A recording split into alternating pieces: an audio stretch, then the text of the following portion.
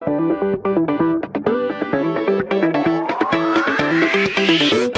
आज बधाई दूंगा हनीवेल और सीड्स संस्था को कि उन्होंने पिछले,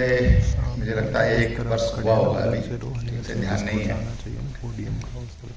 और जब इस कार्यक्रम की शुरुआत की गई थी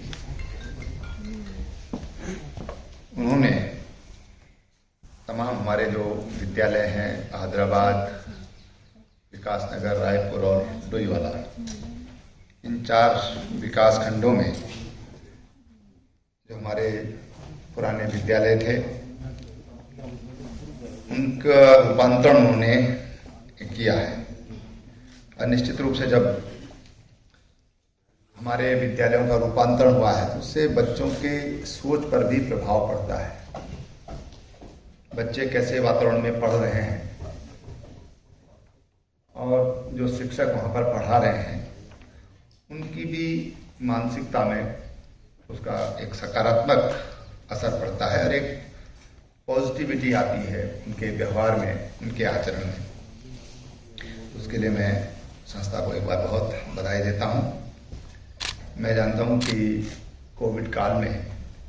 सीड्स के द्वारा हजारों लोगों को यहाँ पर राशन किट वितरित किए गए, जरूरतमंद लोगों को,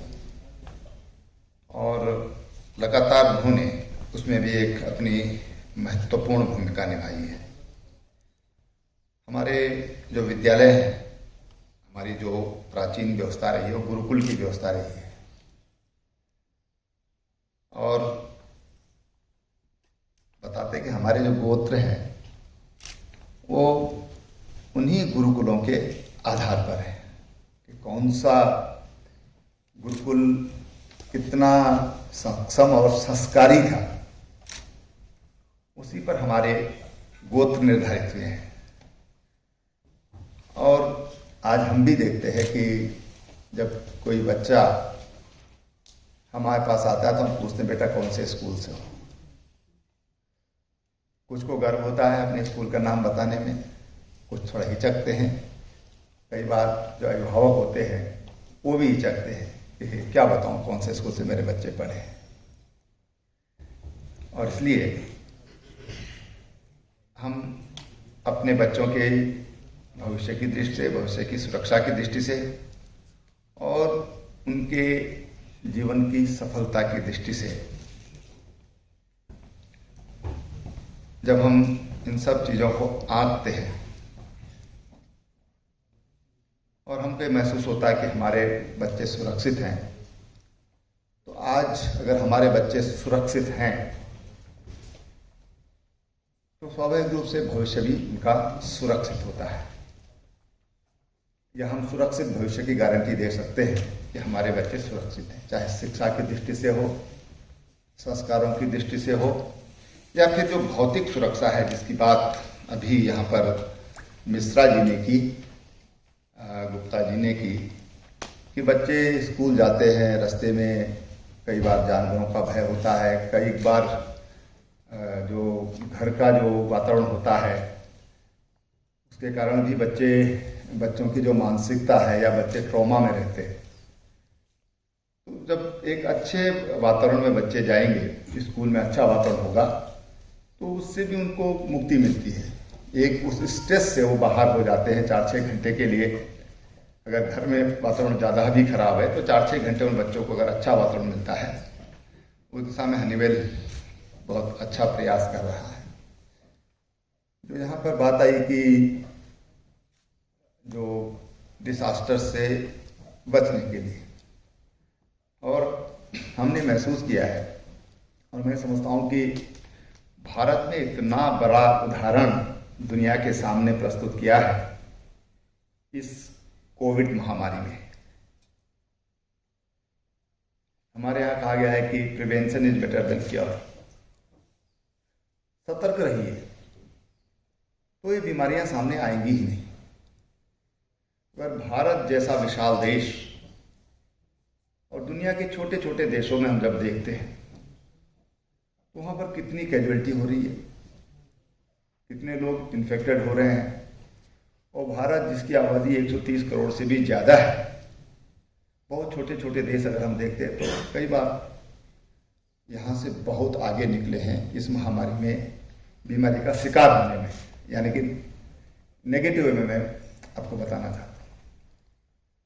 और भारत सतर्क रहा। इतनी अच्छी फैसिलिटी भी भारत में नहीं है कि हम अमेरिका की फैसिलिटी से अपने आप को तुलना कर सकते हैं, स्वीडन से कर सकते हैं, फ्रांस से कर सकते हैं, इटली से कर सकते हैं, इंग्लैंड से कर सकते हैं, नहीं कर सकते। लेकिन फिर भी हम अपने आप को बचा पाने में सफल हो पाए, इसलिए कि हमने सतर्कता बरती। हमने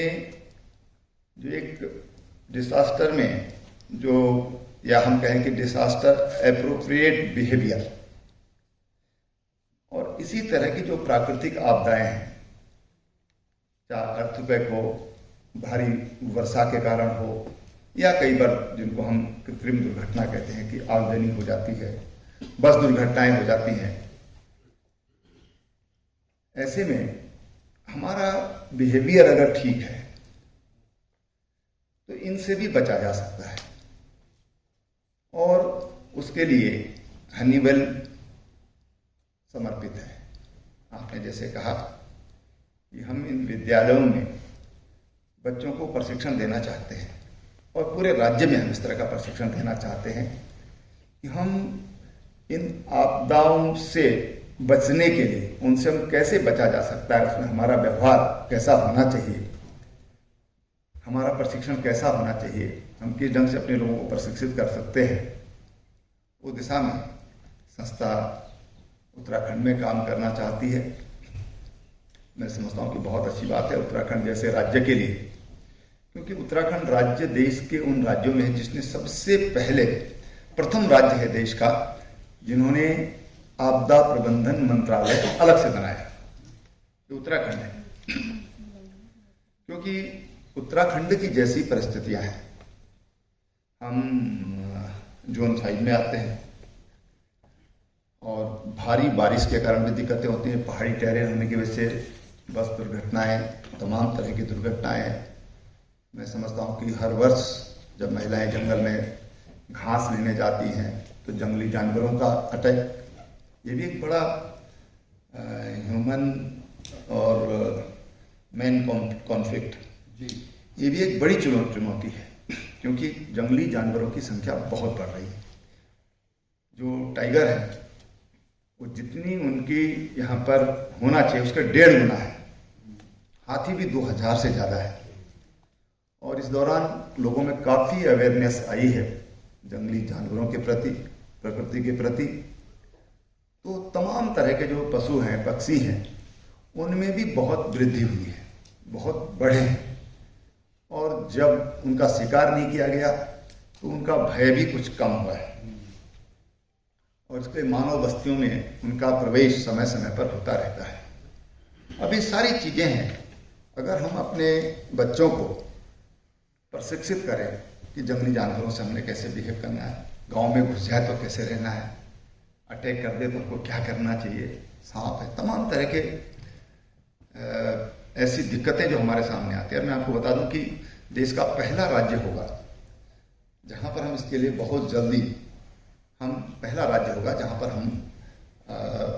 मानव पशु जो टकराव है उसको लेकर हम पहला प्रशिक्षण संस्थान हम अपने राज्य में खोलने जा रहे हैं। ये हमारे राज्य में होगा, उसके लिए हमने सब चीज़ें तय कर ली हैं। और ये सब चीज़ें जब बच्चों को हम पहले से इन चीज़ों के बारे में प्रशिक्षित करेंगे, जो मैं कह रहा था कि अगर बच्चा सुरक्षित है तो भविष्य सुरक्षित है, तो हम भविष्य को सुरक्षित कर सकते हैं। मैं संस्था के, हमारे दोनों पदाधिकारी हैं, हमारी छोटी बहन है अनिता, और उनके जो सभी साथी हैं और भी लोग यहाँ पर आपके संगठन से जुड़े हुए लोग यहाँ पर हैं, हम उनसे सबसे यही अपेक्षा करते हैं कि आप जो काम कर रहे हैं आप हमसे सहयोग लीजिए, और हम आपको सहयोग करने के लिए तैयार हैं, क्योंकि आप वो काम कर रहे हैं